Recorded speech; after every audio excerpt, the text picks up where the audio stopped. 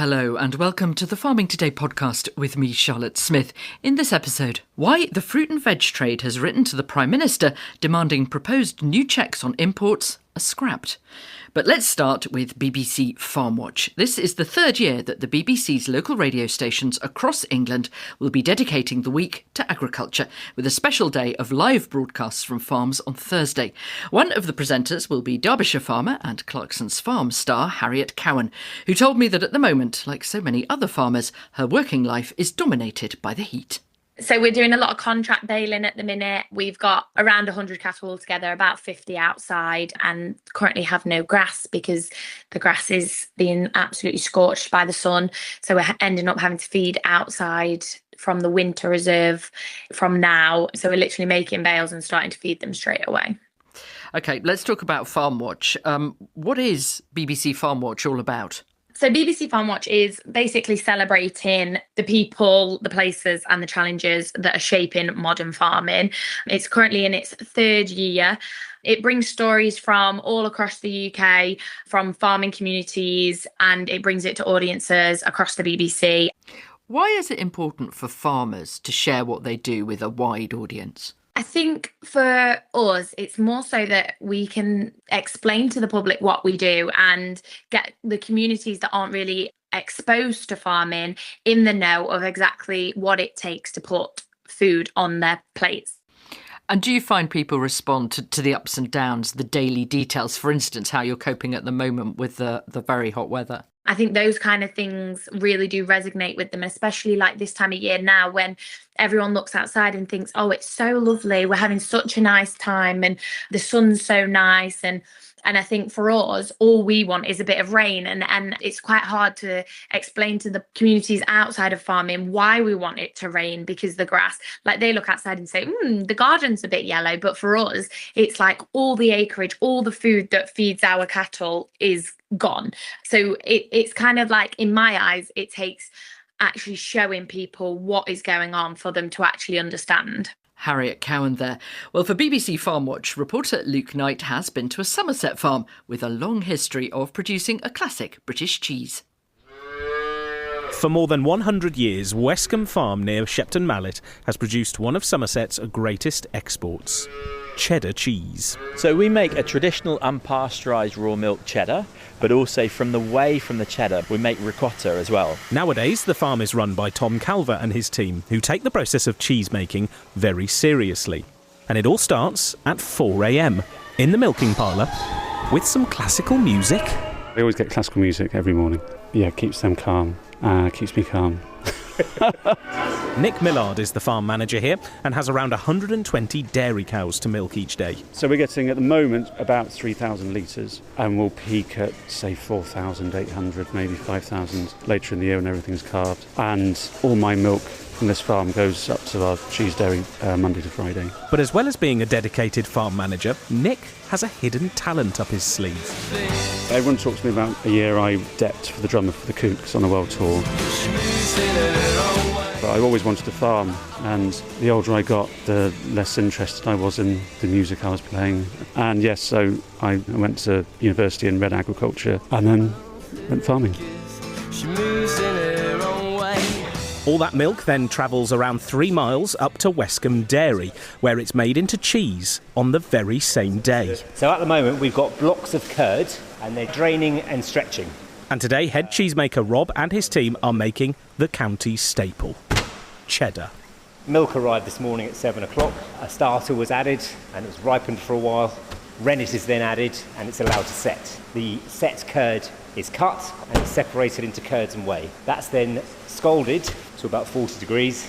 The curds and whey are pumped to the curd table and the whey is drained off. And after that will be the cheddaring, a period of time where you gradually stack the blocks up, and at the end we'll have stacks of 20. They're then milled, which will shred all the curd.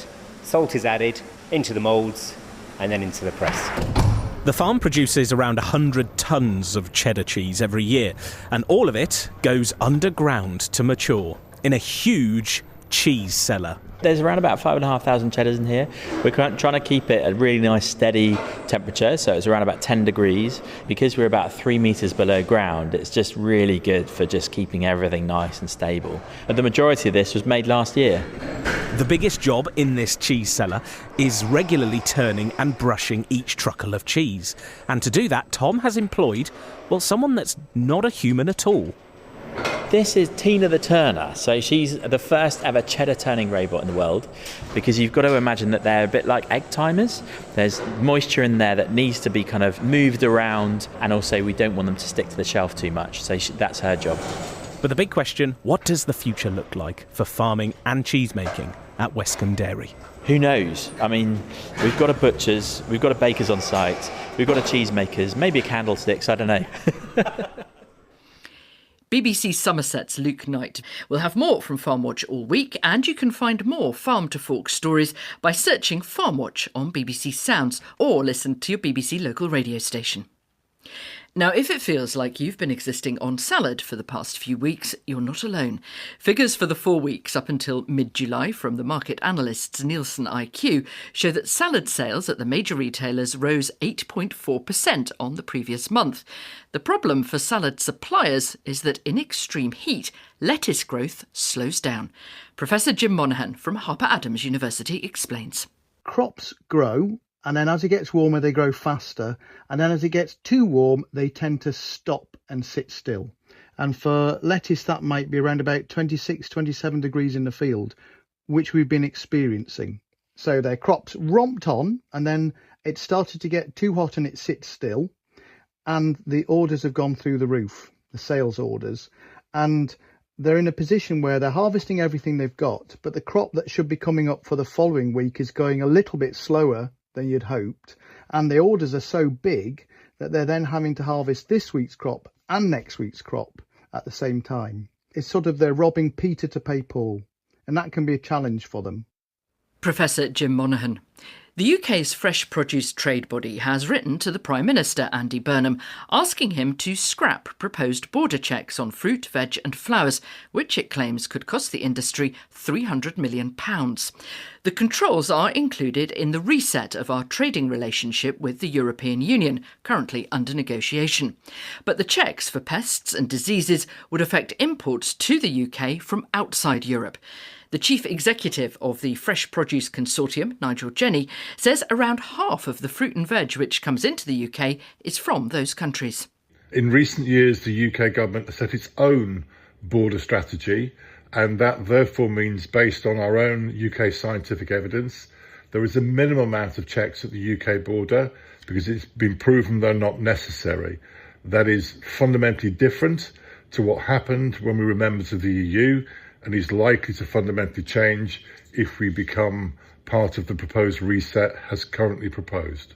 Why does a reset between the EU and the UK potentially affect import checks on produce which is actually grown outside Europe? At the moment, the UK government is minded to accept European SPS standards, so phytosanitary standards, rather than maintaining the UK proven science-based solution. So in other words, what we find is those standards are different. If I give you one example, citrus, there's no checks on citrus coming to the UK for UK consumption at all at the moment. If you move to the EU standards, they could be, are likely to be 100% of every physical consignment coming to the UK. And that's just one example of hundreds of fresh produce items. But if we want to reset our relationship with the EU, then we are going to have to accept some of their rules, aren't we? That's the deal. Well, I think we can accept some of their rules, but I think we also need to understand and put in context the costs and liabilities that we're also accepting on hard-pressed UK consumers. The reality is the reset agreement does allow things to be exempt from the checks we're talking about, and for the last 5 or 6 years, this is a position that we've adopted in the UK. We've continued to trade with the EU, and we've never had a problem. You reckon this is going to cost £300 million. How do you work that out? The cost ultimately, and eye-wateringly, is because the UK government, if we go forward in the way they suggest, will require a combination of official documents that have to be produced at source in the country of origin. then have to be checked when they arrive in the UK, then the consignments, and often 100% of all consignments, and we import something like about 130,000 consignments from the rest of the world annually. So it's a huge challenge, it's a huge logistical nightmare, and ultimately that's how we get to the total cost. Couldn't retailers absorb this extra cost? It would be a nice ambition, but the supply chain is already working at highly efficient standards with very low margins. So unfortunately, these costs don't need to happen.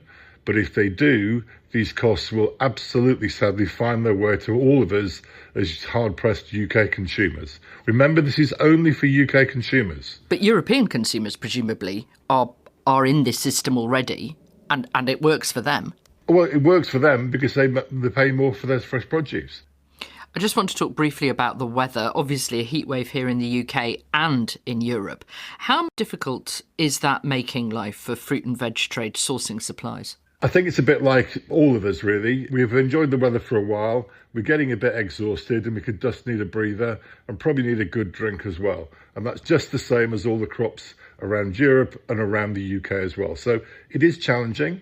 And I think depending on the crop type, whether that's longer maturing crops such as root crops or shorter maturing crops such as salads or brassicas, there will be perhaps peaks and troughs in supply. But the industry is doing its best to manage that wherever possible.